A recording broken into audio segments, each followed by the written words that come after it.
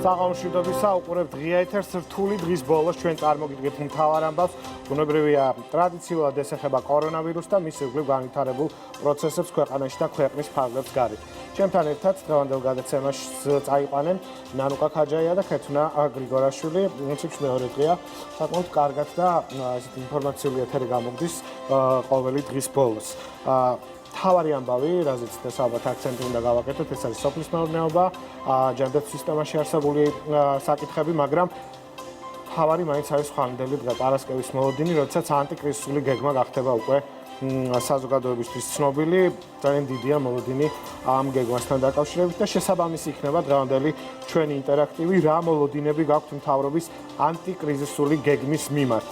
დადებითი, უარყოფითი, ზარიფასიანია, დაგვიკავშირდით და მიიღეთ ღია ეთერში მონაწილეობა.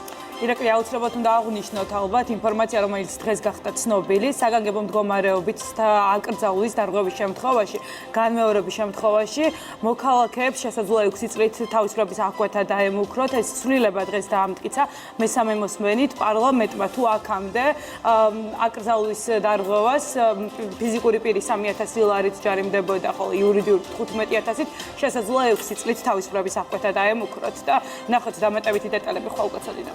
საინტერესოა ისიც დაემუქრებათ ან თუ ემუქრებათ იმ პირებს 6 წლიანი პატიმრობა, რომლებიც დღეს დააკავეს სამართალდამცველებმა გირჩის მეორე განმეორების შემთხვევაში ამოქმედება უკვე 6 წლით თავისუფლების აღკვეთა, თუმცა ეს შესაძლოა ჩვენთან ესეც გააპროტესტოთ და ოღონდ ადამიანებმა ვისაც აქვს თავის პოლიტიკური დღის წესრიგი, ან უბრალოდ არ უნდა გაიაზროს სიმძიმე, ეს ზუსტად იგივეა, რაც შეიძლება იყოს არც ცუდი შედარება შეიძლება გამოვიდეს, მაგრამ ტერორისტი, რომელიც სადღაც გავაიფექტებს თავს და ძალიან ბევრ ადამიანს მოკლავს. ხო, ეს ვირუსიც ესეთია უბრალოდ რატომღაც რადგან ვირუსია და ესე უცებ ერთდროულად არ ყავს ადამიანებს, ამის გამო გონიათ რომ რაღაც ეს შეზღუდვები ზედმეტია, ეს რეგულაციები არ არის მთლად კარგი და ასე შემდეგ. მოკლედ, ეს ძალიან პოლიტიკური ნაწილია, მაგრამ ფაქტი არის რომ ბევრი ქვეყანა ისეთ, სადაც 15 და 20 წელიწად არის პატიმრობა ამის გამო.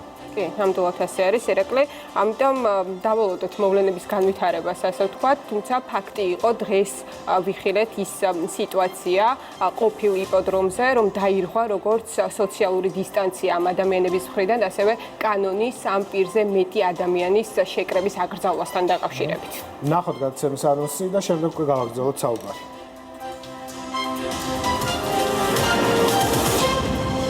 პოლიტიკური განხეთქილების კიდევ ერთ მიზეზად ქცეული ეპიდემია. ოპოზიციის კრიტიკის ფონზე საზოგადოება მთავრობის დაანონსებული გეგმის მოლოდინშია. როგორ აქვს გაწერილი ხელისუფლებას ანტიკრიზისული ნაბიჯების მოქმედება და შეზღუდვების ეტაპობრივი მოხსნა. სად შექმნა განსაკუთრებული სირთულეები, საგანგებო მდგომარეობის პერიოდში დაწესებულმა შეზღუდვებმა, პროდუქტის რეალიზაციის სირთულეები, ფასების რეგულირება, სურსათის მომარაგება და პიკის მოლოდინი ჯანდაცვის სექტორში. გარემოს დაცვისა და სოფლის მეურნეობის მინისტრი ლევან დავითაშვილი, ჯანდაცვისა და სოციალურ საკითხთა საპარლამენტო კომიტეტის თავმჯდომარე დიმიტრი ხუნდაძე.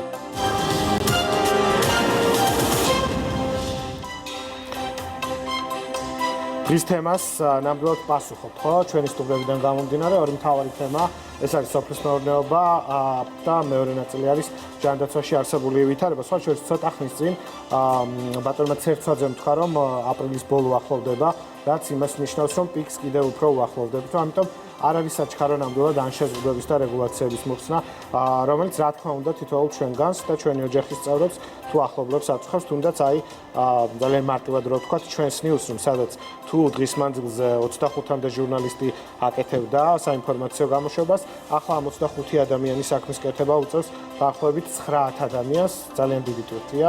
მოდი ამაზე აღარ შევჩერდები. რაც შეეხება 24 აპრილს. ეს არის ძალიან მნიშვნელოვანი დღე. ამაზე ქართული ოცნების სახელისუფლებო გუნდი უკვე დიდი ხანია მუშაობს, ვინაიდან ქვეყანა მეტნაკლებად მაინც გამოვიდეს ამ კრიზისული მდგომარეობიდან. ეს არის ანტიკრიზისული გეგმა და იმ აკრძალვების ფონზე, რის შედეგადაც დაზავდნენ ჩვენი მოქალაქეები, კომპანიები და ყველას რაღაც თავისი პრობლემა შეუქმნა ამ აკრძალვებმა.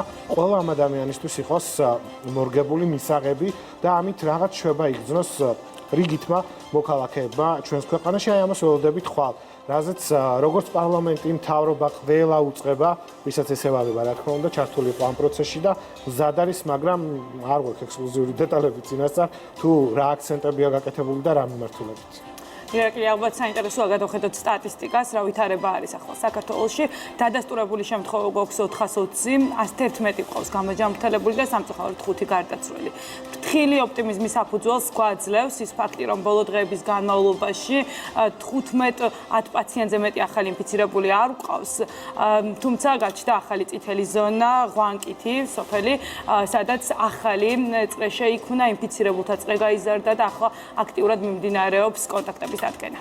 საქართველოს შემდეგ მაშინ გადავალოთ მსოფლიო სტატისტიკასაც თვალს. ამ დროის მონაცემებით 2.700.000 აღემატება იმ ადამიანების რიცხვი, რომლებიც ინფიცირებულები არიან კორონავირუსით მსოფლიო მასშტაბით. პანდემიის ეპიცენტრი კვლავ არის შეერთებული შტატები, სადაც ინფიცირებულთა რიცხვი ყოველდღიურად 1000-ობით იზრდება, რაც შეეხება იმ შეზღუდვებს, რომელიც პანდემიის პირობებში არის დაწესებული სხვადასხვა ქვეყნებში, რა თქმა უნდა, გრძელდება. მათ შორის არის ბრიტანეთი, სადაც მიიღეს გადაწყვეტილება, რომ საგანგებო მდგომარეობა წლის ბოლომდე გაგრძელდეს. არ არის ბრიტანეთი ერთადერთი ქვეყანა, ბევრ ქვეყანაში ფიქრობენ უკვე ამაზე, რომ ეს შეზღუდვები გაგრძელდება წლის ბოლომდე და ზოგიერთი იმასაც ამბობს, რომ მომავალ წელსაც შესაძლოა იყოს. კი ამაში გასაკვირიც არაფერი არ არის, ვინაიდან თუ ვამბობთ, რომ ვირუსთან თანაცხოვრება უნდა ვისწავლოთ, ეს ნიშნავს იმას, რომ აკრძალვებით, სიფრთხილით, ნიღბით და ასე შემდეგ მთელი რეკომენდაციების გათვალისწინებით უნდა გავაგრძელოთ ცხოვრება და აქეთკენაც მიდის ყველა ქვეყანა, მათ შორის საქართველოც, ხო? რაც შეეხება თემებს, მე უკვე აღვნიშნე, რომ ჩვენი სტუდიის სტუმარი რამდენიმე წუთში იქნება სოფლის მეურნეობის მინისტრი, პირველი სტუმარი. რა კითხვები გვაქვს დღევანდელი დღიდან გამომდინარე ბატონ ლევანთან? დახმარების მოლოდინში მყოფი ფერმერები, როგორც ვიცით, ახლა მათ აქვთ პერიოდი მოსავლის აღების, კონკრეტულად ამ შემთხვევაში გულისხმობ ბოსტნეულს და დღის განმავლობაში და ბოლო დღეებში საკმაოდ ბევრი კითხვა დაისვა იმ საკითხთან დაკავშირებით, როგორ შეძლებენ ეს ადამიანები ამ პროდუქტის რეალიზაციას, მიუხედავად იმისა, რომ ვიცით კონკრეტული საკითხები და გეგმა ხელისუფლების მხრიდან, რითიც ეხმარებიან ისინი ფერმერებს, თუმცა საინტერესოა კიდევ დამატებითი დეტალები და სამომავლო გეგმები გავიგოთ ამ საკითხთან დაკავშირებით. და ასევე საინტერესოა პროდუქტების ფასი. დღეს სოფლის მეურნეობის მინისტრისგან ჩვენ გავიგეთ, რომ პურის ფასი არ მოიმატებს, შეთანხმებით მიღწეული აქვს მთავრობას პურის მწარმოებელ კომპანიებთან და ერთი ტომარა ქულის ფასი 51 ლარს არ გადააჭარბებს. თუმცა საინტერესოა არაბედიელი სხვა პროდუქტებს, იმიტომ რომ ძალიან ბევრი ადამიანი არის უმუშევრად დარჩენილი და ყველა საინტერესებს გაიზრდება თუ არა პროდუქტებზე ფასი. ჩვენ ვიცით, რომ 9 პროდუქტზე მთავრობას დაზღვეული აქვს 9 პროდუქტზე ფასები და მათი ფასი არ გაიზრდება. ნახოთ რა პასუხები ექნება. ძალიან ბევრი კითხვა დაგროვდა საზოგადოებაში, განსაკუთრებით ახლა გლეხები უყურებენ ჩვენ ეთერს და აინტერესებთ რა რეგულაციები ან შეღავათები ექნებათ მათ. სოფლის მეურნეობის მინისტრი ბატონი ლევან დავითაშვილი გვერდება ახლა სტუდიაში, ვთხოვთ შემოგვიერთდეს და დავიწყოთ საუბარი ყველა კითხვაზე, იმედია მიიღეთ ჩვენ ამ ინფორმაციას. მოგესალმებით და ძალიან დიდი მადლობა, რომ ხართ ღია ეთერის სტუმარი. ნამდვილად რთული თვეები გვაქვს თქვენც და დაამღლელი და მძიმე, მაგრამ ჯერჯერობით მგონი მაინც უმკლავდებით ამ ყველაფერს.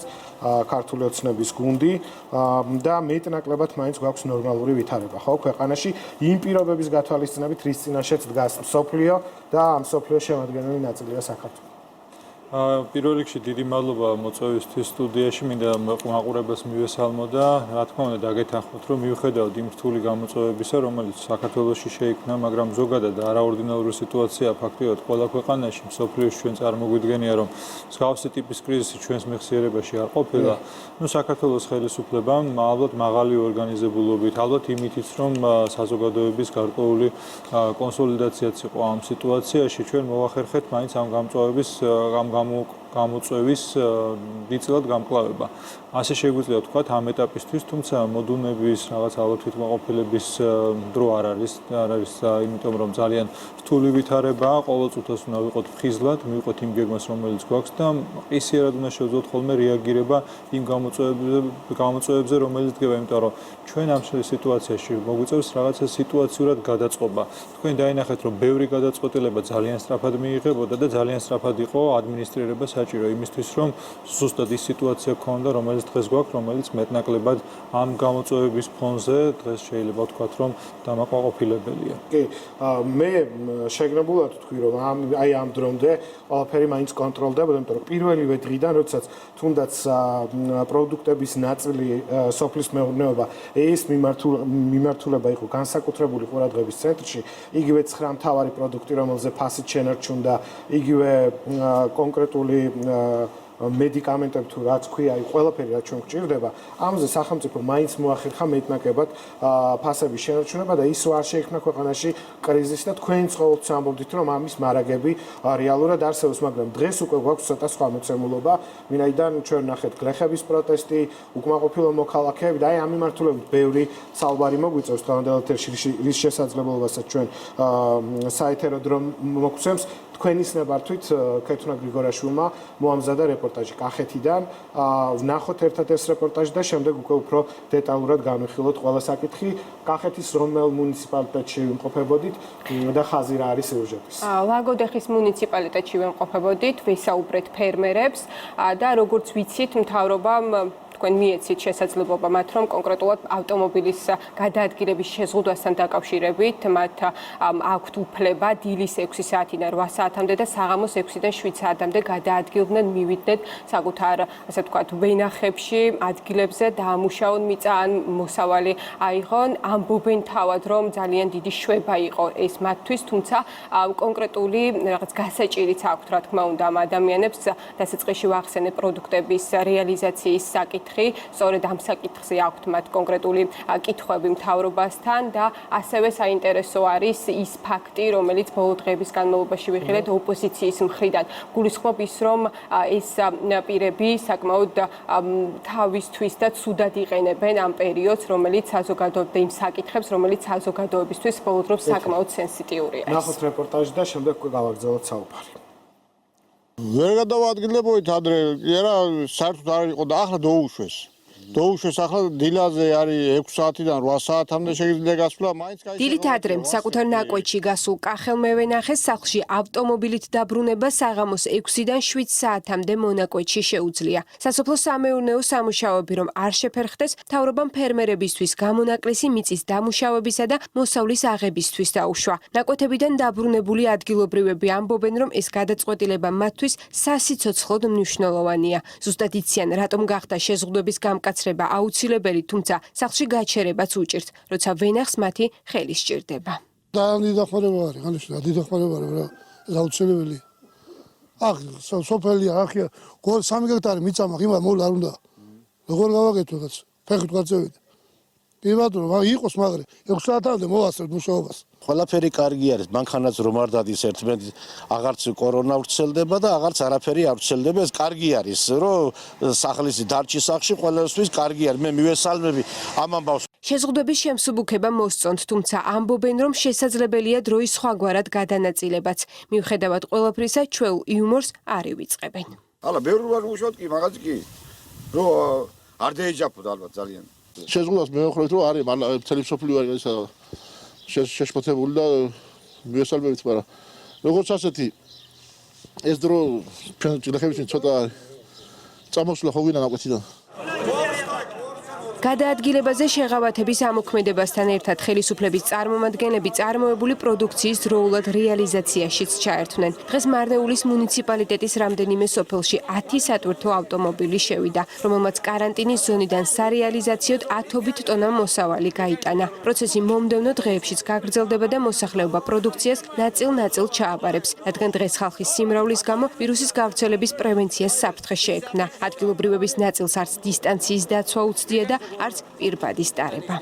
იყო გარკვეული ვნებათა ღელვა, იყო სოციალური დისტანციის დარღვევა, ძალიან დიდი ხალხმრავლობა სამწუხაროდ, მაგრამ ეს რომ იყო აღმამედლოში შედარებით რადიკალურად უფრო გაუმჯობესებული მდგომარეობა ქონდა კასუმლოში. ჩვენ ვადგენთ ციებს, წინასწარ ეწოდინება მოსახლეობას გრაფიკი, როდის გაიტანენ მათ მოწეულ მოსავალს.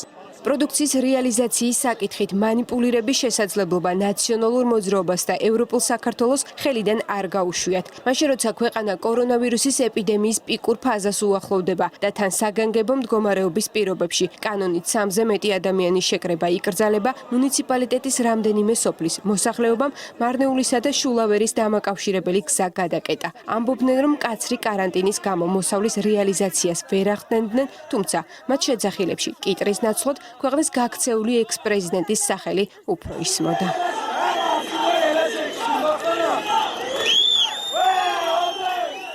პოლიტიზირებული აქციის მიუხედავად მეწარმეების დიდი ნაწილი ეპიდემიის პირობებშიც ახერხებს მოსავლის რეალიზებას. ჯერ კიდევ შაბათს ადგილობრივებისგან კომპანია ჯიბემ 16 ტონა კიტრი შეისყიდა. ამ დღეებში უკვე გუში დღეს და ხვალ იქნება როგორც ვაკ ინფორმაცია დაახლოებით 100 ტონის ფარგლებში.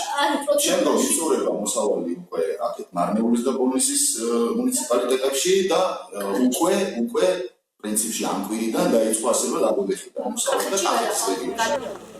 კომპანიების ჩართულობასთან ერთად ფერმერთა პროდუქციის რეალიზაციის პროცესი ისიც შეუწყობს ხელს, რომ პირობების დაკმაყოფილების შემდეგ აგრარული ბაზრებიც გაიხსნება. მარნეული არის ერთგვარი ცხელი წერტილი, მაინც ასე თუ შეგვიძლია თქვათ ორმაგი დატვირთვით. ერთი არის, რომ ძალიან მძიმე მდგომარეობა იყო ეპიდემიის კუთხით და ისაც ნახეთ ბოლო დღის განმავლობაში ესეც პრობლემა უკვე საპროტესტო აქცია. გლეხები ამბობენ, რომ მოსავალს ისინი ვერ აბარებენ და უფუჭდებათ. ბატონ ლევან, ამ ადამიანების ყველაზე კარგად მესმის, იმიტომ რომ იშრომეს, იმუშავეს, შემოსავლის ერთადერთი წყარო ეს არის და ახლა ჭირდებათ დახმარება. მეორეა, რაც ვნახეთ იგივე, როგორც ქეთუნას სიუჟეტში იყო, ოპოზიციის განწყობა, დამოკიდებულება და ჩართულობა. თუ არ შეიძლება 3-4 კაცზე მეტი, ჩვენ ვნახეთ ათობით ადამიანი და როგორც კანდირებდნენ და აგულიანებდნენ ამ ადამიანებს. მოდით გადავდოთ გვერდზე ეს პოლიტიკური ნაწილი პირველ რიგში და გითხარით, აი ამ ადამიანებს როგორ ეხმარება სახელმწიფო, რომ ხვალ ზეგ ისევ არ გამოვიდნენ ქუჩაში. დიახ, ირაკლი, ეს საკითხი საკმაოდ აქტუალურია, ძალიან რთული მდგომარეობის, ძალიან რთული პირობების გავლა გვიწევს ყველა ჩვენგანს. ეს ყველას გვესმის და მე დღეს ბრიფინგის დროსაც აღვნიშნე, რომ გარკვეულწილად არ შეიძლება რომ არ შევეხოთ. უბრალოდ არაეთიკურია, ალბათ პოლიტიკაშიც რაღაც ეთიკის ნორმები არსებობს, როდესაც ჩვენ ოპონირებთ ერთმანეთთან და ეს ბუნებრივია, ჩვენ უნდა გქონდეს კრიტიკული აზრი, მაგრამ ასეთი მუხტის გამოყენება, რაღაცა პოლიტიკური ქულების დასაწერად ასეთ ვითარებაში, ვფიქრობ, ნამდვილად არასწორია, იმიტომ რომ ჩვენ არ ვართ ჩვეულებრივ ვითარებაში, ხომ? ჩვენ გვაქვს საგანგებო მდგომარეობა გამოცხადებული, ეს საგანგებო მდგომარეობა ასახავს რეალურად სიმძიმეს, იმ პრობლემის, რომელსაც ჩვენ უმკლავდებით და რომელს გამკლავებასაც ხელისუფლება ცდილობს. ამიტომ გვესმის, რომ განსაკუთრებით რთული ვითარებაა ჩვენ ქვემო ქართლში. ქვემო ქართლი არის ერთ-ერთი პირველი ის ადგილი, სადაც მძიმე საკარანტინო ღონისძიებები შემოიღო ხელისუფლებამ, სწორედ იმისთვის, რომ ინფიცირების გავრცელების თავიდან აცილების საშუალება ქონდა. ის თბილისთან ახლოს არის, საკმაოდ მჭიდროდ დასახლებული რეგიონია.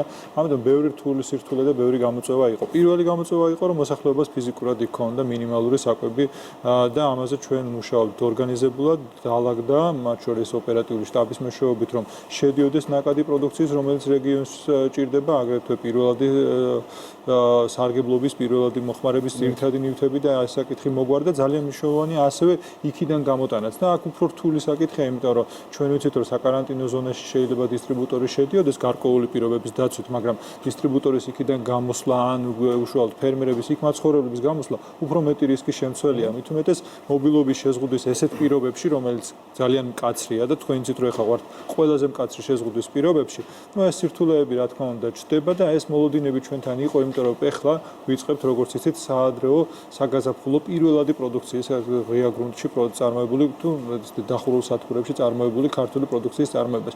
რა თქმა უნდა, ამას ჭირდება მეტი კომუნიკაცია, მეტად უფრო ორგანიზებული პროცესები, მაგრამ ჩვენ ახლა ვერ წარმოვიდგინოთ, რომ ყველაფერი იდეალურად და შეფერხების გარეშე იქნებოდა. არა, ამის ილუზია ნამდვილად არ ქონა და ამაზე იყო დღეს ჩემი ბრიფინგის დროსაც განცხადება. უბრალოდ ესეთი პროცესების ესე დაძაბვა, დამატებით პოლიტიკური რაღაცა წნეხის შექმნა სიტუაციას აფუჭებს, ართულებს და არანაირად არ არგებს. მაგრამ ჩვენი მხრიდან რა კეთდება, მოდი იმაზე ვისაუბროთ. ხა ჩვენი მხრიდან რაც ყველაზე მნიშვნელოვანია, რომ გაკეთდეს ამ პირობებში, მინიმალური მობილობის პირობებშიც მოხდეს კომუნიკაცია გამყიდველსა და მყიდველს შორის. დღეს იცით, რომ შუალედური რგოლი აგრარული ბაზრების სახით, როდესაც თვითონ ირჩევს გამყიდველი, მიდის ბაზარში, იქ ხედავს გადამყიდველს, მე თუმე მოვაჭრეს, რომელიც მე უკვე საცალო გაყიდვასთან აკავშირებს მწარმოებულ პროდუქციას, რა თქმა უნდა, ეს რგოლი დღეს შეზღუდული ამოვარდნილია, შეზღუდული აქვს აგრარული ბაზრების ფუნქციონირებას. ამას რა თქმა უნდა, თავისი მიზეზი აქვს, რა თქმა უნდა, ჩვენ გვიწევს კომპრომისებზე წასვლა, ეკონომიკური ზარალის მიღება, სწორედ იმიტომ, რომ ჩვენ ეპიდემიოლოგიური მდგომარეობა გქონდეს ასეთი და არა უფრო მძიმე, რომელიც რა თქმა უნდა შექმნიდა მძიმე სოციალურ ფონსაც ქვეყანაში, იმიტომ რომ ჩვენ შეიძლება უბრალოდ უამრავი ათობით გარდაცვლილი ყავდეს ქვეყანაში, რომელიც მე ვფიქრობ, რომ არაფერთან შესაძარისი არ არის, არც ეკონომიკასთან და არც სხვა რამესთან. ამიტომ აი ამ პირობებში ჩვენ უნდა მაქსიმალურად გავითვალისწინოთ, რომ ერთის მხრივ აქვს რაღაცა დონის ალბათ თმენის ვალდებულებაც, მაგრამ ჩვენ არ გვესმის, რომ ეს არის შეიძლება უსასრულოდ იყოს, გარკვეული დისკომფორტები და პრობლემები ჩვენს მეწარმეებს, ფერმერებს, განსაკუთრებით ქვემო ქართლში ექნებათ ნაკლებ კიდევ უფრო მძიმე საკარანტინო პირობებში შედარებით იგივე კახეთისა, თქვენ სიუჟეტში კახეთიც იყო და ამაზე შეგვიძლია ვისაუბროთ, მაგრამ ქვემო ქართლის პირობებში ჩვენ გავაკეთეთ ოპერატიული სამუშაო ჯგუფი, რომელიც ჩემი მხრიდან წარმომადგენელი, რომელიც მომარაგებაზე იყო პასუხისმგებელი, ის ადამიანები გადართული არიან დღეს პროდუქციის რეალიზებაზე, გუბერნია არის ყოველდღიურ რეჟიმში ჩართული და მკაფიო მუდმივი კავშირი არსებობს ამ სამუშაო ჯგუფების და ძალიან მნიშვნელოვანია რომ ჩვენ დავამყარეთ კომუნიკაცია ასევე მსხვილ მყიდველებთან და აქ იყო საუბარი კონკრეტულ რომელიმე ქსელებზე გაზღერდა ამ ქსელების სახელიც მე ამასაც სპეკულაცია მოყვა რატო ეს ქსელი ვიღაცამ ექსკლუზივი მისცა და ესეთი გადაწყვეტილება მიიღო თან რომ დიახ ასეთი ჩვენ მოვისმინეთ მედია საშუალებებით ხო ეს ინტერნეტ სივრცეში ხო ტელევიზიით ნუ აბსოლუტურად სწორი ინფორმაცია ეს არის ყველაზე მსხვილი მყიდველი და მე მაგალითად დავასახელე როცა მაგალითად კომპანიები როგორც არის მაგნიტი, ბორინაბიჯი, გუდვილი და ასე შემდეგ ცნობილი დასახელებები. საერთოდ ვერიდები ხოლმე კომპანიების დასახელებას, ბრენდების დასახელებას. ხალხს ინტერპრეტაციას ანიჭებენ ზოგიერთი ჩასაფრებული ძალები, მაგრამ ნუ მაგალითისთვის და კონკრეტულად არის სასაუბრო და მოსახლეობისთვის ინფორმაცია კონკრეტულად მისაცემი, ჩვენ ეს მაგალითი აღვნიშნეთ. მაგრამ ეს კომპანიებიც დღეს ჩართული არიან პროცესში რომ იყიდონ, მაგრამ მათი შესყიდვის ესეთი რესურსი უფრო ნაკლები. ხა თუ წარმოვიდგენ ჩვენთან დავასრულებ და ჩვენთან ძირითადად ხილის და ბოსტნეულის რეალიზაციაზეა საუბარი. ამ შემთხვევაში ძირითადად ბოსტნეული კულტურების რეალიზაციაზე, ბოსტნეული კულტურები უფრო აგრარულ ბაზრებში იყიდებოდა ან ღია სავაჭრო სივრცეებში, ნაკლებად ორგანიზებულ ტრეიდში, ნაკლებად იგივე ბრენდირებულ მაღაზიებში. ბრენდირებული მაღაზიები, რომელიც ძირითადი გამყიდველები არიან მშრალი პროდუქტების, ან ხორცს პროდუქტების და ზის პროდუქტების, სამწუხაროდ ხილში და ბოსტნეულში მაინც მცირე როლს თამაშობენ და მიუხედავად იმ და სამაგერად ისინი ორგანიზებული სავაჭრო ქსელები არიან და ჩვენ გვიადვილდება მათთან კომუნიკაცია. ნუ ამ შემთხვევაში ჩვენ რამდენიმე დღე გვაქვს გადასატანი, ვიდრე აგრარული ბაზრები ესეთი კონკრეტული პირობებით, იმ პირობებით, იმ სტანდარტებით, რომელიც უსაძს ეროვნულმა სააგენტომ ძალიან დეტალურად გაწერა, შეძლებენ ფუნქციონირებას. ბატონ ლევან, ახსენეთ მსხვილი ქსელები, კომუნიკაცია მათთან, აქციის ზოგიერთ მონაწილეს ფასებთან დაკავშირებითაც ჰქონდათ კონკრეტული პოზიციები და რაღაც პრეტენზიები, ასე ვთქვათ, იმ ფასებზე, რამდენადაც იბარებს კომპანია მათ პროდუქციას. თქვენ რა სახის კომუნიკაცია და როგორ აკონტროლებთ იმ ფასებს, რა ფასად გაიყიდება უკვე მათი პროდუქცია ამ მსხვილ ქსელებში? დიახ, ჩვენ მქონდა ფასებზე, როდესაც საუბრობთ, ეს არის საერთოდ ძალიან სათუთი თემა, რთული თემაა, მაგრამ ჩვენ მოგვიწია ხშირად საუბარი ბოლო პერიოდში, განსაკუთრებით საგანგებო ვითარების პირობებში ფასებზე. ძირითადად ეს ეხებოდა ფასებზე საუბარს, რომ არ გაძვირებულიყო პირველადი მოხმარების, აი ძალიან მნიშვნელოვანი პირველადი საჭიროების სასურსათო პროდუქცია. ამ შემთხვევაში ჩვენ კომპენსაციის მექანიზმები ავამოქმედეთ იმისთვის, რომ ფასი არ გაზრდილიყო და ამას სოციალური ეფექტი ქონდა. რაც შეეხება იმას, რომ ფასი მაღალი იყოს, აქ ან უბრალოდ ფული უნდა დაარიგო და სუბსიდირება მოახდინო ფერმერების, რაც წარმოუდგენელია ფაქტიურად ყველა ტიპის ქართულ პროდუქცია, იმიტომ რომ უბრალოდ ქვეყნის ბიუჯეტი, აი ეს გადასახადების, გადახდელების, გადახდილი თანხები ვერ აუვა, ამას უამრავი საჭიროება და პირველადი ამოცანა აქვს ქვეყანას გადასაწყვეტი, ნუ წარმოუდგენელია. მეორე არის უბრალოდ საბაზრო პირობებში ჩვენ შექმნა მაქსიმალურად კონკურენტული გარემო იმისთვის, რომ ფასი იყოს მისაღები. წარმოვიდგინოთ, რომ ეხლა აქაც ძალიან ბევრი სირთულეს ვაწყდებით და ეხლა ყველას წარმოგვიდგენია, ჩვენ მაისში გქონდა ტურიზმის პიკი. წინა წლებში და წელს მოლოდინი იყო კიდევ უფრო მზარდი ტურისტული ნაკადი.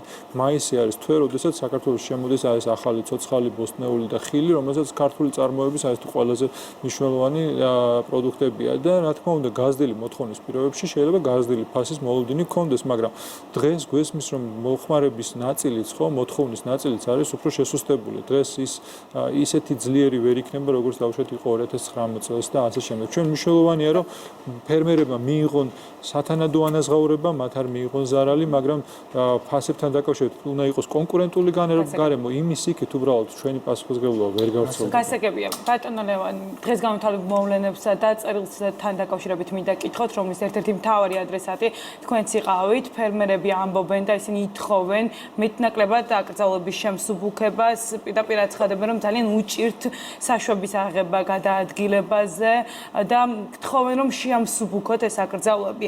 გარდა ამისა, ისინი ითხოვენ თქვენგან, რომ დრო შეძლების დაკავებით გახანგრძლივდეს. რა პასუხი გექნებათ თქვენ მათთან? ჯერ ერთი აქაც იგივე საკითხია და ჩვენ ალბათ ერთი და იგივე თემას ხშირად მიუბრუნდებით და ამაზე ვსაუბრობთ ყოველ დღე. ჩვენ გვაქვს ორი მოცემულობა. ერთი არის საზოგადოებრივი ჯანდაცვა და ეს ჯანმრთელობის დაცვა პირდაპირ არის დაკავშირებული ეკონომიკურ ინტერესებთან. რამდენადაც ჩვენ უფრო მეტად დავიცავთ მოსახლეობის ჯანდაცვის ინტერესებს, ნაკლები გვექნება იგივე მსხვერპლი და ღმერთმა დაგვიფაროს, ძალიან უკეთესი გვექნება ეპიდემიოლოგიური ვითარება, მით მეტად გვიწევს ეკონომიკური შეზღუდვების შემოღება და აი აქ ოქროს შუალედის დაჭერა ძალიან რთულია და ბალანსის მონახვა არის ჩვენი ალბათ დიდი პასუხისმგებლობა. ამაზე პრემიერს არაერთჯერ ჰქონდა საუბარი, მათ შორის თქვენთანაც ეთერში და ჩვენ ვცდილობთ რომ ზუსტად ეს ბალანსი დავიჭიროთ და ეს ბალანსი არ არის რაღაცა ესეთი შეგრძნების დონეზე ან ემპირიული, ეს არის კონკრეტულ მონაცემებზე დაყრდნობით, გარკვეული მოდელების აანალიზებით, რომელსაც იგივე დაავადებათა კონტროლის ცენტრი ყოველდღიურ რეჟიმში საკოორდინაციო შტაბს თავაზობს, იმის მიხედვით თუ ქვეყანაში როგორ იცვლება ეპიდემიოლოგიური ვითარება, მძიმდება, რისკები იზრდება, თუ მსუბუქდება, ჩვენ რა თქმა უნდა მეტ საშუალებას ვაძლევთ იგივე ეკონომიკურ საქმიანობებს, ბიზნესს, მათ შორის ფერმერულ საქმიანობებს და სოფლის მეურნეობის საქმიანობასაც, რომელიც ერთ-ერთი იშვიათი გამონაკლისია, რომელიც დაშვებულია პირველი დღიდან, როდესაც ჩვენ ეკონომიკური საქმიანობები შევზღუდეთ, გვესმის რა რომ ის დამოკიდებულია კლიმატზე, ამინდზე, გარემო პირობებზე, დროზე, კონკრეტულად სეზონზე, ხომ და ეხლა საგაზაფხულო სამუშაოები მიდის, უბრალოდ არ შეიძლებოდა ამ საქმიანობის შეზღუდვა არ გამოვიდოდა. თუმცა ეს რა თქმა უნდა რისკებთან კავშირშია და ჩვენ ზუსტად ამ რისკების გაანალიზებით გარკვეული რეგულაციები და შეზღუდვები მოგვიწევს. ეს ღია წერილი, როდესაც ჩვენ მივიღეთ, აქაც უნდა აღინიშნოს, რომ ჩვენ როდესაც ვიღებთ კონკრეტულ გადაწყვეტილებას, მაგალითად მობილობის შეზღუდვის გაგრძელების გადაწყვეტილება, ამ დროს აღსრულების ნაწილში ადმინისტრების კუთხით ძალიან დიდი წნეხი მოდის თითოეულ აღმოსრულებელ უწყებაზე, სამინისტროებზე, სააგენტოებზე, წარმოიდგინეთ ფიზიკურ რესურსი უნდა გავთვალოთ, ეხლა რამდენი ზარი შემოდის დაუშვათ ცხელხაზე, რომელიც არის ცენტრალიზებული 154, ან იგივე ჩვენი სამინისტროს კონკრეტული ცხელი ხაზი. ეს იყო რამდენიმე ასეული ათასი სურვილი, რომ ჩვენთან მომხდარიყო კომუნიკაცია, რომ დაეფიქსირებინათ იგივე ნებართვა გადაადგილებაზე და რა თქმა უნდა ამის follow-up ძალიან რთულია. მესმის რომ იყო შეფერხებები, პირველი დღეები იყო რამდენიმე ასეული ათასი ირაკლი, შემდგომში ეს დაიწია რიცხვი, დღეს ფაქტიურად მოცდის რომ მინიმუმამდე დავიდა, უამრავი ფერმერი მე თვითონაც პირადად მიკავშირდებოდა, ან სოციალებში ვხედავდი მათ უკმაყოფილებას. ძალიან ბევრს აქვს ჩემი ტელეფონი და პირადად აქვს კავშირი და ვხედავდი რომ მოცდის დრო იყო ძალიან დიდი, ძალიან ბევრი იყო დისკომფორტი, მაგრამ ორ დღეში ამან გადაიარა. ეხლა სად ვართ დღეს? ეს წერილი მივიღეთ, ჩვენ განვაცხადეთ, რომ ეს 27-მდეა. პრინციპში 2-3 დღე დღეს უნდა მოვითმინოთ. მართალია ძალიან მნიშვნელოვანია, რომ ვიყოთ სოლიდარული. ბატონ ლევან, მაგალითად, ბევრი გვწერს ჩვენც იგივე ცხელ ხაზთან დაკავშირებით, რომ არის პრობლემა. მაგალითად, მანისიდან მოგწერეს იმასთან დაკავშირებით, რომ ვერ ახერხებენ ცხოველებისთვის, პირუტყვისთვის საკვების სატანას და ვერ გამოდიან, იმიტომ რომ იქ არ არის ახლოს იგივე პროდუქტი, რომელსაც შეიძენენ და საკვები, რომელიც ჭირდება. გარდა ამისა, ჩვენ ყავს ფერმერები, რომელსაც სულ სხვა ტერიტორიაზე აქვს სახნავ-სათესი მიწებიან მოსავალი მისაღები და ჩარჩენ სხვა ქალაქში ან სხვა რაიონულ ცენტრში. აი, ეს ადამიანები წუხან გასაგებია სოლიდარობა ერთია, მაგრამ მალფუჭებადია ის პროდუქტი, რომელიც მათ აღელვებს და უნდა გაიტანოს სარეალიზაციო. დიახ, გვესმის ჩვენ, ამიტომ არსებობს როგორც ცხელი ხაზი, ისე პირადად მე და ჩემი მოადგილეები პირადად ვართ რეალურად კავშირზე იმ ადამიანებთან, ვისაც ჩვენთან ხელი მოუწვდებათ იმისთვის, რომ გადავაზღვიოთ ის დისკომფორტები, რომელიც პირველ დღეებში იგივე ცხელი ხაზის ტექნიკურ გამართულობის გამო შეიქმნა. ნუ შეიძლება ვთქვათ, რომ ესეც დაზღვეული, ესეც წინასწარ გათვლილი უნდა იყოს, მაგრამ გვესმის, რომ მართლა არაორდინარულ სიტუაციაში გვიწევს მუშაობა. იმიტომაც ქვია საგანგებო ვითარება, რომ საგანგებო რეჟიმში უნდა ვიმუშაოთ. უბრალოდ მაქსიმალურად უნდა დაიხარჯო, მაგრამ ეს დისკომფორტები სამწუხაროდ იქმნება, იმიტომ რომ გადაწყვეტილებებს უნდა შესაბამისი ტექნიკური აღსრულება. ტექნიკური აღსრულების გარკვეული დრო ჭირდება. დღეისათვის ვფიქრობ, რომ დიდწილად ეს საკითხები მოგვარებულია, იმიტომ რომ კომუნიკაციის პრობლემა, რომელიც ფერმერებს ჰქონდათ, რომ ჩვენ მიგვეცა კონკრეტული საათები მაინც, ეს რა თქმა უნდა არ არის კომფორტის ზონა, მაგრამ ეს არის ის მინიმალური საშუალება, რომელიც მათ აძლევს უფლებას და მათ აძლევს საშუალებას, რომ თავიანთი სასოფლო-სამეურნეო საქმიანობა განახორციელონ, ისინი გადაადგილდნენ თავიანთ ნაკვეთებში, მათ შორის შუალებები დაჭერილია ისე, რომ პრინციპში საცხოვრებელი სახლიდან ფაქტიურად რეგიონში საქართველოს პატარა ქვეყანა და რეგიონის მასშტაბით ყველგან შეიძლება გადაადგილება, ხოლო უკვე ორშაბათი დღიდან მობილობის ასეთი შეზღუდვა იხსნება, ამაზე უფრო დეტალურად პრემიერს ექნება ხვალ ძალიან მნიშვნელოვანი პრეზენტაცია, რომელიც ძალიან ბევრი თემის მომცველი იქნება, რომელზეც ძალიან დიდი ინტერესია საზოგადოებაში, მათ შორის ოპონენტების უამრავ კრიტიკას გაეცემა ძალიან მკაფიო პასუხი და ჩვენ დავინახავთ, რომ ორშაბათი დღიდან უფრო მეტი საშუალება იქნება ფერმერებისთვის, რომ მათ თავიანთი საქმიანობა განახორციელონ. ბატონ ლევან, საკმაოდ საინტერესო თემას უნდა შევეხოთ, ეს არის პურის ფასი. ამ საკითხთან დაკავშირებით დღეს საკმაოდ ვრცლად ისაუბრეთ თქვენ ბრიფინგზე, აღნიშნეთ, რომ სუბსიდირების პროგრამა და ფქვილის ფასის რეგულირების გადაწყვეტილება გვაძლევს იმის საფუძველს, რომ და მოლოდის, რომ არ გაიზარდოს პურის ფასი. ამ მხრივ საზოგადოება უნდა იყოს მშვიდად და რა იქნება იმ შემთხვევაში, თუ იმპორტი გართულდება და იმ შემთხვევაში, თუ ზოგიერთი ქვეყანა და ვიხილეთ ზოგიერთი ქვეყნისგან უკვე ეს გადაწყვეტილება, რომ მათი პროდუქციის ექსპორტზე თქვან უარი. დიახ, ძალიან აქტუალური საკითხია და საყურადღებო საკითხია იმ დროს, როდესაც ჩვენ საუბრობთ საგანგებო სიტუაციის სწორად მართვაზე, ერთ-ერთი მნიშვნელოვანი მიმართულება და ირაკლი მაღნიშნა შესავალშიც ეს არის სწორად სასურსათო უზრუნველყოფა და დავინახეთ, რომ ძალიან ბევრმა ქვეყანამ ამ გამოწვევას თავი ვერ გაართვა. ეს არ უკავშირდებოდა მხოლოდ სურსათით მომარაგებას, ჩვენ დავინახეთ, რომ იგივე სამედიცინო აღჭურვილობის ნაწილში ბევრ ქვეყანას შეექმნა პრობლემა. საქართველოს არ არის დიდი ინდუსტრიული ქვეყანა, არ არის ძლიერი ეკონომიკა, მაგრამ საქართველოში მთავრობის ალბათ ძალიან ოპერატიულმა მუშაობამ მოახერხა ის, რომ ჩვენ ასეთი დეფიციტი არ შეგვექმნა არც ერთი მიმართულებით. ნუ ეს ნიშნავს, რომ ჩვენ კიდევ უნდა გავაგრძელოთ მუშაობა ყოველდღიურ რეჟიმში, რომ ეს პრობლემები მოვაგვაროთ. მათ შორის რაც შეეხება ხორბალს, თქვენ იცით, რომ შავი ზღვის აუზში ფაქტიურად არის რამდენიმე იმპორტიორი მსხვილი ქვეყანა და რამდენიმე ექსპორტიორი და მწარმოებელი მსხვილი ქვეყანა ხორბლის. ანუ მაგალითად საქართველოს, თურქეთი, სომხეთი, აზერბაიჯანი ეს ქვეყნებია, რომლებიც იმპორტზე შეიძენენ ხორბალს, ანუ ჩვენთან მიუხედავად ადგილობრივი წარმოებისა და ამ ყველა ქვეყანაში არის ადგილობრივი წარმოება გარკვეული პროცენტით, დიდწილად ჩვენ ვართ უფრო მაღალი ღირებულების სხვადასხვა სასოფლო-სამეურნეო კულტურაზე ორიენტირებული, ამიტომ ხორბალი არის საიმპორტო კატეგორია. მაშინ როდესაც დაუშვათ ქვეყნები როგორიც არის რუმინეთი, ქვეყნები როგორიც არის უკრაინა, ქვეყნები როგორიც არის რუსეთი, უფრო ჩრდილოეთით მდებარე ქვეყნები გეოგრაფიიდან გამომდინარე, ისინი უფრო მეტად არიან ექსპორტიორი ქვეყნები, მათ შორის რუსეთი ბოლო წლებში გახდა მსოფლიოში ნომერი პირველი ექსპორტიორი, ამიტომაც არის რომ საქართველოს იმპორტის სტრუქტურაში რუსეთს წამყვანი როლი უკავია, იმიტომ რომ მას ყველაზე იაფად, ყველაზე ოპერატიულად შეუძლია გეოგრაფიიდან გამომდინარე საქართველოს ხორბლის მომარაგება. თქვენ სწორად აღნიშნეთ, რომ დღეს სამწუხაროდ გადაწყვეტილებები არის ძალიან სპონტანური. ხშირ შემთხვევაში ცვალებადი. ერთ დღეს მიიღება გადაწყვეტილება, მეორე დღეს ეს გადაწყვეტილება ბევრი მთავრობის მიერ იცვლება ხოლმე და თანმიმდევრობას ვერ მოვთხოვთ ასეთ სიტუაციაში ალბათ სხვადასხვა ქვეყნის მთავრობებს. ამ რისკების დასაზღვევად შევქმნით ინსტრუმენტი იმისთვის, რომ წაგვეხალისებინა იმპორტიორებისთვის მეტი მარაგების შექმნა, ანუ მათ სჭირდებათ ფულადი რესურსი, ელემენტარულად საბრუნავი საშუალებები და ჩვენ უიაფებთ შეღავათიანი აგროკრედიტის ნაწილში თანადაფინანსების კუთხით, რომ მათ მეტი მარაგი შეიძინონ და ამავე დროს ძალიან მნიშვნელოვანი პირობა არის ასევე ფასის შენარჩუნება იმისთვის, რომ პური არ გაძვირდეს. საბოლოო პროდუქტი ჩვენთვის არის პური, ფქვილის ფასი არის განმაპირობებელი პურის ფასის და ფქვილის ფასის კონკრეტული ვალდებულების აღების შემთხვევაში იმპორტიორებს, რომ მათ ამაზე მეტად არ ექნებათ ფქვილის რეალიზება, ვაძლევთ გარკვეულ კომპენსაციას ტონაზე იმისთვის, რომ მათ ამ პირობებში შეიძინონ დამატებითი მარაგები და ჩვენ რა თქმა უნდა ვეხმარებით მათ შორის საერთაშორისო კომუნიკაციაში, რომ გაადვილდეს იგივე ნებართვები, იგივე სავაჭრო საბჭო ურთიერთობების ბატონო ლევან გასაგებია მაარაგებთან დაკავშირებით საუბრობთ თქვენ და პანდემიის დასაწყისში მთავრობამ ერთ-ერთი მიმართულება რომელიც თქვენ ჩაგაბარეთ იყო სასუსტათო მარაგების მართვა, ლოჯისტიკა და ტრანსპორტირება.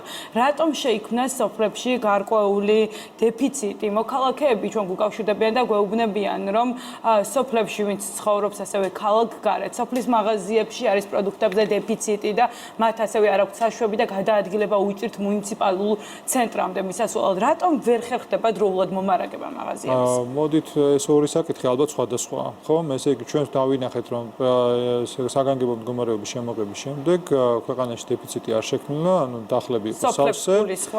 და მათ შორის სოფლებში არსად არ იყო პრობლემა. როდესაც ჩვენ საუბრობთ გარკვეულ შეზღუდვებზე, გარკვეულ შეფერხებებზე, ეს უკავშირდება ბოლო დღეების მოვლენებს, რომელიც არის კავშირში მობილობის შეზღუდვასთან. ჩვენ თქვით რომ გარკვეული მობილობა უნდა დაგვეწია ქვეყანაში, ეს აუცილებელი იყო და გამომდინარეობდა ასევე ეპიდემიოლოგიური სიტუაციიდან. ჩვენ დავინახეთ რომ რაღაც გარკვეული პერიოდი ქონდა ძალიან დიდი ზრდა დაინფიცირებული ადამიანების რიცხვი იყო უკვე ორნიშნა, იყო 20-30 და ასე შემდეგ.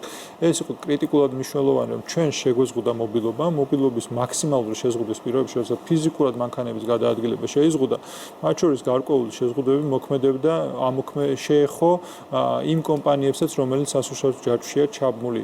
გარკვეული რეგულაციები ჩვენ რა თქმა უნდა შემოვიღეთ წესები, მათ შორის რეგისტრაციის პირობები, მათ შორის საშვის პირობები და ასე შემდეგ. თუმცა წარმოვიდგინოთ, რომ ჩვენ რამდენიმე 1000 სუბიექტის მომარაგებაზეა საუბარი და ეს დღესაც საუბრობთ და ხშირ შემთხვევაში პირიქითაც არის, ეკივე მოსახლეობას აქვს კითხვები, მე სოციალურ ქსელებში მეცვადებნებ თვალს, ამბობენ რომ თუ გადაადგილება მანქანის შეზღუდული, რატო დადის ამდენი მანქანა ქუჩაში და ამაზე გუშინ მაგალითად პრეს სპიკერს ქონდა განმარტებები მთავრობის ადმინისტრაციიდან, საუბარია იმაზე, რომ რამდენიმე 1000 ობიექტის ფუნქციონირება მაინც სასიცოცხლოდ მნიშვნელოვანია, იგივე ისეთი როგორც თქვენ აღნიშნეთ სურსათის მაღაზიები, ისევე სოფლებში. ამიტომ ჩვენ გვესმის რომ ერთის მხრივ სასწორლის ერთ მხარეს არის ჩვენი ეპიდემიოლოგიური მდგომარეობა და შეზღუდვა პირდაპირ კავშირშია ინფექციის გავრცელების შემცირებასთან და იმისთვის რომ ჩვენ მაქსიმალური შეზღუდვით მაქსიმალურად მოკლე დროში მოვახერხოთ ეკონომიკის ეტაპობრივად გახსნა და ზუსტად ამაზე ექნება პრემიერ-მინისტრის ხვალ პრეზენტაცია, ეს არის ძალიან მნიშვნელოვანი იმისთვის რომ და ეს არის მხოლოდ იმ შემთხვევაში მიღწევადი რომ ჩვენ დავწიეთ მობილობა, გავზარდეთ იზოლაციის ხარისხი ქვეყანაში და მოგვეცა საშუალება რომ ვისაუბროთ უკვე ეკონომიკის ეტაპობრივ გახსნას. ხო, ძალიან მნიშვნელოვანია ხვალინდელი დღეები, რა თქმა უნდა, ეხლა წინასწარ ჩვენ ამ თემაზე ვერ ვისაუბრებთ. მაგრამ ეს გეგმა რომელიც იქნება წარმოდგენილი ბევრ კითხვას გასცემს პასუხს, ანუ სამმავლო გეგმა დღის წესრიგი ამით განისაზღვრება, ეს ანტიკრიზისული გეგმა, იმიტომ რომ ჩვენ როდესაც ვისაუბრებთ, ბევრი პრობლემა არის, ბევრი წუხილია საზოგადოებაში. რას მოგცემს ეს გეგმა?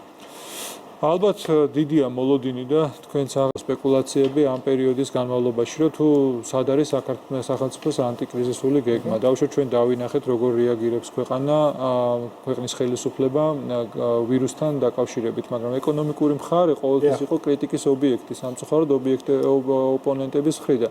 რა თქმა უნდა, ისინი თვლიან, რომ ცდილობენ რაღაც გარკვეული ვაკუუმი, რომელიც დაუშვათ შეიძლება შეიქმნა კომუნიკაციის შეეცოთ, მაგრამ ამაზე ობიექტური მიზეზები აქვს, არაერთჯერ ყოფილა განცხადება მთავრობის მხრიდან, მათ შორის პრემიერ-მინისტრის მხრიდან, რომ ჩვენ გვაქვს ინტენსიური მოლაპარაკებები საერთაშორისო ორგანიზაციებთან, მათ შორის საერთაშორისო ფინანსურ დონორებთან, ყოველდღიურ რეჟიმში ფინანსთა სამინისტროს აქვს ჩართვები საერთაშორისო სავალუტო ფონდთან, ეს არის მთავარი ფინანსური ინსტიტუტი, რომლის გადაწყვეტილებას დიდწილად აქვს ძალიან დიდი მნიშვნელობა სხვა დონორებისთვის, ისევე როგორც არის აზიის განვითარების ბანკის სხვა მნიშვნელოვანი დონორები და ასე შემდეგ, საერთაშორისო საფინანსო ინსტიტუტები, პრემიერ-მინისტრი უშუალოდ იყო ჩართული კომუნიკაციის პროცესში პირველ პირებთან ასეთი მნიშვნელოვანი ორგანიზაციების და ძალიან არასერიოზული იქნებოდა ჩვენთვის ჩვენი მხრიდან რომ ჩვენ გვესაუბრათ რაიმე კონკრეტიკაზე, როდესაც კონკრეტული პარამეტრები, საბოლოო პარამეტრები ამ ჩვენ საერთაშორისო პარტნიორებთან არ არის შეთანხმებული. უბრალოდ არასერიოზულია ასეთი დამოკიდებულება. ამიტომ მიდიოდა ეს პერიოდი მუშაობა პირველი დღიდან და უფრო ადრე ვიდრე რომელიმე ქვეყანა მოახდენდა კომუნიკაციას იგივე საერთაშორისო სავალუტო ფონდთან და სხვა დონორ ორგანიზაციებთან საქართველოს მთავრობამ დაიწყო კომუნიკაცია ამ საკითხებზე მუშაობა.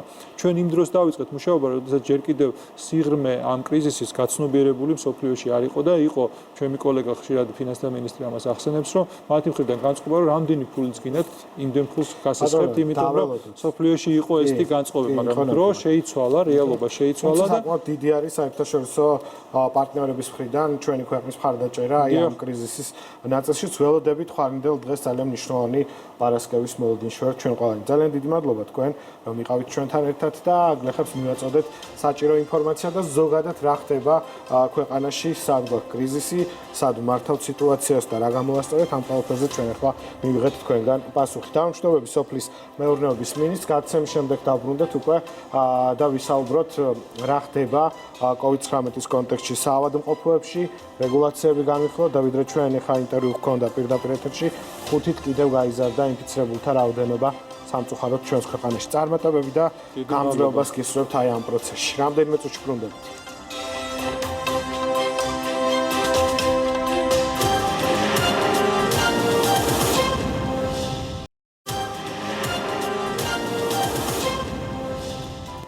უყურებთ ღია ეთერს, დავბრუნდით გადაცემის დასკვნითი ნაწილის პირდაპირ ეთერში. რამდენიმე წუთში ჩვენ შემოგვერთება დიმიტრი ხუნდაძე, პარლამენტის ჯანდაცვის კომიტეტის თავმჯდომარე. მანამდე კიდევ ერთხელ შეგახსენებთ ინტერაქტივს, რა მოლოდინები გაქვთ მთავრობის ანტიკრიზისული გეგმის მიმართ. დადებითი ამბობს 87%, უარყოფითი ამბობს 13%. აკრძალებით საინტერესო თემაა და რეგულაციები, რომელზეც გავხსენით დისკუსია გადაცემის პირველ ნაწილში და სოციალურ ქსელში არის დიდი აღშფოთება, რომ რა 6 და რატო თქვით 15 და 20 ჩვენ არ გითხოვს, ბევრ ქვეყანაში ეს და ეს იმას არ ნიშნავს, რომ ჩვენ ვეთანხმებით, ან არ ვეთანხმებით, ჩვენ გვაქვს ჩვენი პოზიცია, ასე რომ დამშვიდით, დაწნარდით, სამოქალაქო პასუხისმგებლობა არ დაგავიწყდეთ, დაუძახოთ ახლა სტუმარს, ბატონი დიმიტრი ხუნდაძე, ვთხოვთ სტუდიაში. ძალიან ბევრ საინტერესო ამბავს მოვისმენთ. ჩვენ გვახსოვს ყველას, რომ პრემიერმა ბატონ დიმიტრის დაავალა, რომ მთელი ქვეყნის მასშტაბით გაცნობოდა სიტუაციას რა ხდება სამედიცინო დაწესებულებებში და 24 საათის განმავლობაში ხედავთ ხან ამ რეგიონში, ხან იმ ქალაქში. მოკლედ დიდი ამბებია საღამომშვიდობის ჯანმრთელობას გისურვებთ. საღამომშვიდობის უკვე. ორივე კარგი იქნება. ბატონ დიმიტრი, რა მდგომარეობა გვაქვს? ახლა ჩვენი საუბრის დროს 5-ით კიდევ გაიზარდა ინფიცირებულთა რაოდენობა, ხო?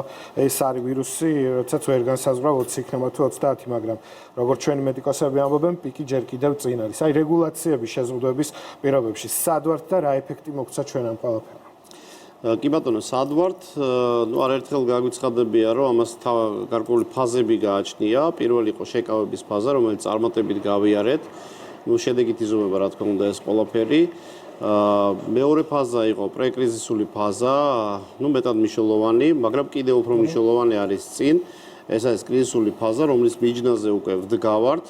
ფაზა, როცა მოსალოდნელია ნახტომისებური ზრდა დაინფიცირებული პაციენტების რაოდენობის და ეს რა თქმა უნდა საფრთხეს ქმნის ასეთი სცენარი თუ განვითარდა პროცესი. რომ ჯანდაცვის სისტემამ შესაძლოა ჭარბოდინებას ვერ გაუძლოს რამე თუ შესაძლოა იმაზე მეტი იყოს ვიდრე გააჩნია რესურსი ჯანდაცვის სისტემას. თუმცა შედეგობრივად ჩვენ ეპიდემიოლოგიურად საკმაოდ კარგად გამოვიყურებით სხვა ქვეყნებთან შედარებით და ზოგადად პანდემიის ფონზე ხედავთ რომ ევროპაში ძალიან მაღალია ეპიდემიოლოგიური დაბინძურება, სიკვდილობის მაჩვენებელი თავიდან იყო 2-დან 3%-მდე, მაგრამ ეხლა საერთო მაჩვენებელი სამწუხაროდ გაზრდილია 7%-მდე, მაგრამ ზოგიერთ ევროპულ ქვეყანაში კიდევ უფრო სამწუხარო რომ ეს ციფრი არის გაორმაგებული და ზოგჯერ მეტის, მაგალითად ბელგიაში სიკვდილობის მაჩვენებელი არის 5%-მდე გაზრდილი, იტალია, ესპანეთი, დიდი ბრიტანეთი 13%, სამეზობლოში საკმაოდ არასახარბიელო ეპიდსურათია. თურქეთში მიუხედავად იმისა, რომ სიკვდილობის მაჩვენებელი საბედნიეროდ დაბალია, სადღაც 2-დან 3%-მდე, მაგრამ ნეგატიურად და რადიკალურად მზარდია დაინფიცირების კოეფიციენტი და არეალები თვალსაჩინო იზრდება.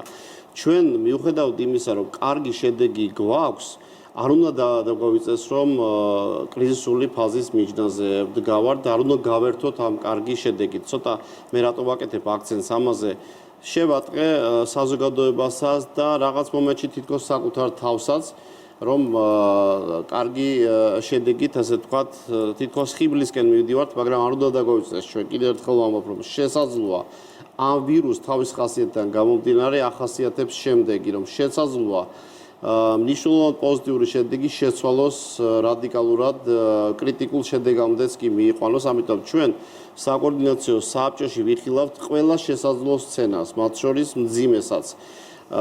თუმცა რა სცენარით განვითარდება ეს დამოკიდებულია ორ ძირითად ფაქტორზე, ეს არის რა თქმა უნდა იმ სტრატეგიულ გეგმაზე, რომელსაც საბჭო შეთანხმებით ღებულობს ამ გადაწყვეტილებს ეპიდემიოლოგთა შეთანხმებით და ამ საბჭოს წარმოადგენელი ყველა უწყების ხელმძღვანელი და არა მხოლოდ ისინი პარლამენტის თავმჯდომარე მეჯანას კომიტეტის სახელით ვარ წარმოდგენილი და ეს ამ გადაწყვეტილებასთან თანაწონადად მნიშვნელოვანია შეიძლება მეტიც საზოგადოების ადეკვატური დამოკიდებულება თუ როგორ ასრულებს რეკომენდაციებს საზოგადოება უბრალოდ ამოვწუროთ 6 წლის ამბავი და მე გავაგზავნოთ ჩვენ ნებართვით, იმიტომ რომ გაჩნდა საზოგადოებაში აი აზრთა სხვადასხვაობა, მაგალითად რას გულისხმობს ეს წლამდე თავისუფლების აკვეთ, ანუ მართალია თუ არ არის განმეორების შემთხვევაში რომ 6 წლით დააკავებენ პირს, ანუ ამ საკითხთან დაკავშირებით თქვენ თუ გაგვცნო და შეგიძლიათ განმარტება მაყურებელს რას ეხება ეს 6 წელი რას ეხება მოკეთ მაყურებელმა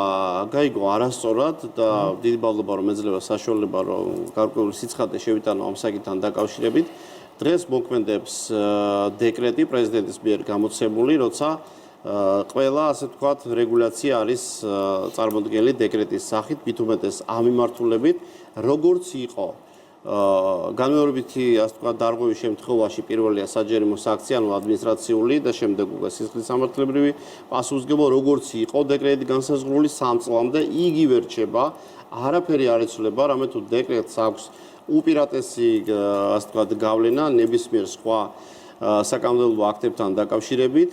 ორგანული კანონის ძალა ეძლევა მას, ისე რომ დღეს ამით არაფერი არ შეცვლა. უბრალოდ ეს რეგულაცია არის შემოტანილი იმის გამო, თუ კი ვთქვათ, იქნება საომარი მოქმედება, იქნება ვთქვათ, ეპიდემიის განზრახ გავრცელების მცდელობა, ამ ვთქვათ რაღაცა ის საომარი მოქმედების დროს იქნება სერიოზული დარღვევები, რომელიც ხელს შეუწყლის და იქნება ქვეყნის უსაფრთხოების ასე ვთქვათ, წინააღმდეგ მიმართული ქმედებები, ასეთ შემთხვევაში იქნება დავაზუსტეთ, რომ ეს არ ეხება ამ ეს არ ეხება დღევანდელ დღეს, ისე რომ რეგულაცია რომელიც იყო, რჩება ის. ბატონო დიმიტრი, ხელისუფლებამ დააანონსა, რომ მომდევნო 1 თვის განმავლობაში შეზღუდვები ეტაპობრივად მოიხსნება. ბუნებრივია ეს გარდაუვალიც არის, თუმცა სავარაუდოდ ეს პროცესი გაზრდის ინფიცირებულთა რიცხვს. სად გადის ზღვარი მოქალაქეების პასუხისმგებლობასა და კანონმორჩილებაზე?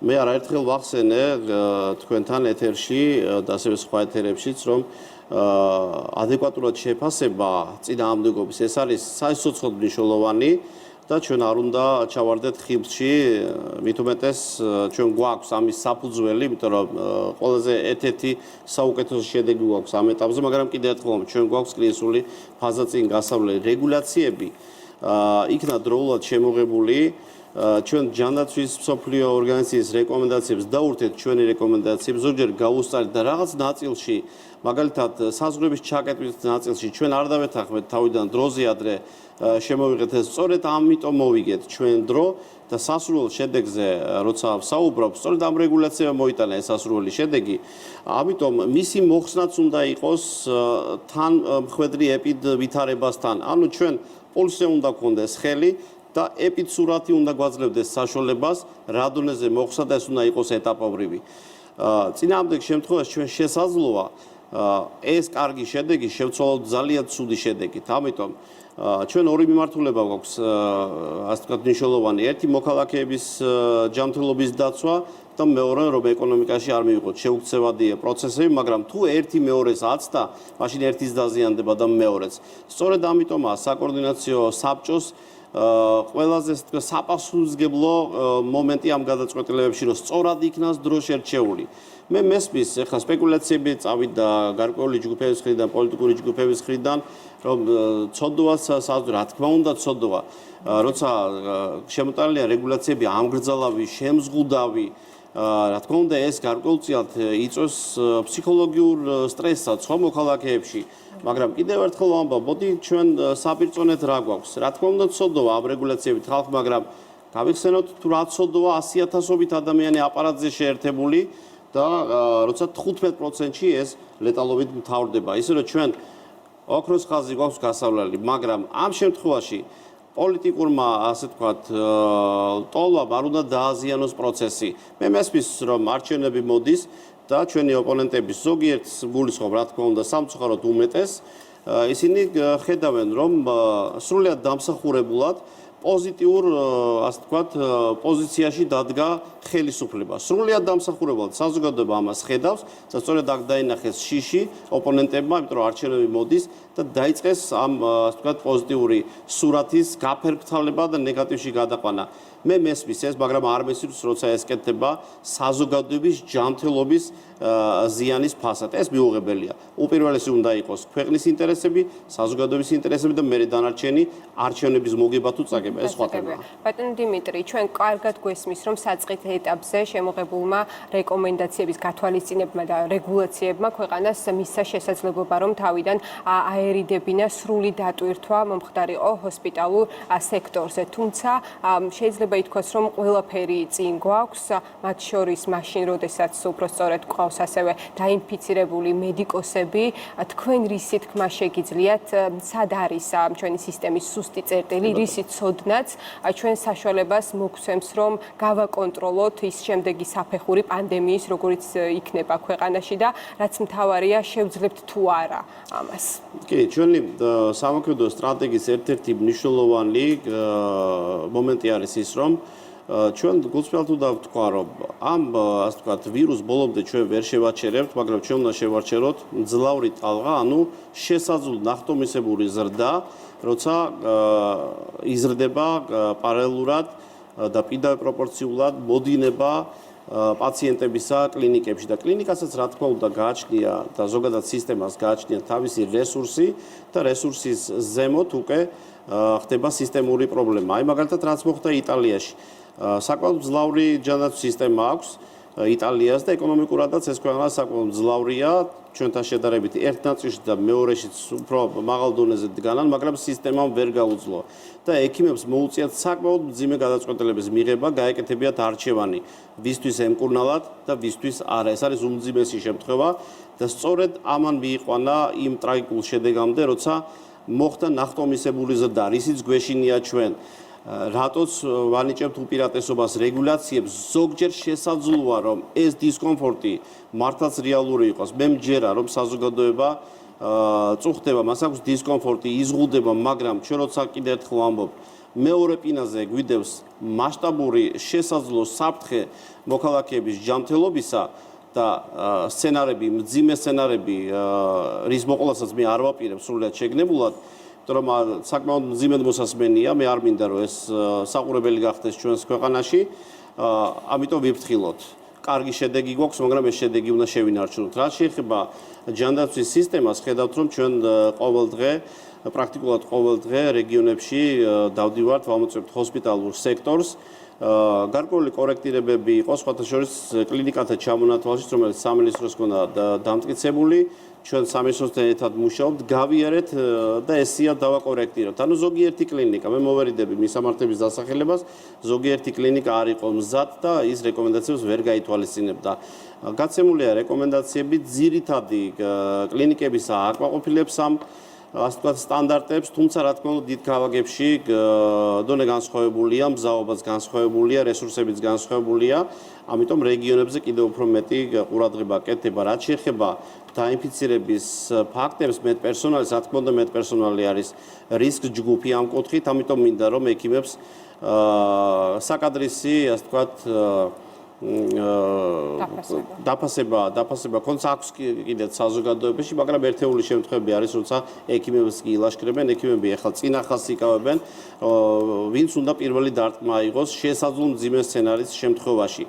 და ჩვენ ვნახეთ გარკვეული ხარვეზი და დღეს დავიწყეთ მეორე, ასე ვთქვათ, შემოვლა, რომ გადავამოწმოთ თუ როგორ ხდება ტრენინგი ექიმების, როგორ და მედპერსონალის ზოგადად, როგორ ფლობენ იმუნარჩევებს ექიმები კონკრეტულად COVID დაავადებული პაციენტებთან ურთიერთობაში, რომ მათ ჯანმრთელობაზე სრულფასოვნად იზრუნონ და გაუფრთხილდნენ საკუთარ საწ. რა თქმა უნდა, აქ გამოცდილება ისევე როგორც მსოფლიოს არ აქვს, ისევე არ აქვს საქართველოს. რთულია ამ პროცესის მართვაც, მაგრამ რა თქმა უნდა ჩვენ არ გვაქვს დრო, რომ დროში მოვიდეს ეს გამოცდილება და ამიტომ დროსაც უნდა დავასწროთ და ასე ვთქვათ, მზად იყოს საზოგადოებაც, მას ჰქონდეს ადეკვატური რეაქცია, რა თქმა უნდა კიდევ უფრო მეტი პასუხისმგებლობა ექიმებს და მეტი მზაობა, ამიტომ ჩვენ ყველამ ერთად უნდა შევძლოთ, რომ ყველასათვის სასურველი შედეგით დავასრულოთ ეს ბრძოლა. მეტი ტესტი ნიშნავს თუ არა მეტ ინფიცირებულს. ანუ ტესტების კონტექსტში ჩვენ ბოლო დროს გვესმის ძალიან ბევრი მოსაზრება, პოლიტიზება ამ საკითხის, პროფესიონალი, არაპროფესიონალი, მოკლედ ყველა ტესტებს გაიძახის. რას მოგცემს, ანუ მეტი ინფიცირებული ვიკითხე და ეს ნიშნავს თუ არა იგივე მასიური ტესტირება, რომ ჯანდაცვის სისტემას რაღაცაში დაეხმარება, რომ მეტი ეფექტი და დროული რეაგირება მოახდინოს. PCR ტესტებს არ გულისხმობ ბუნებრივი. კი ბატონო.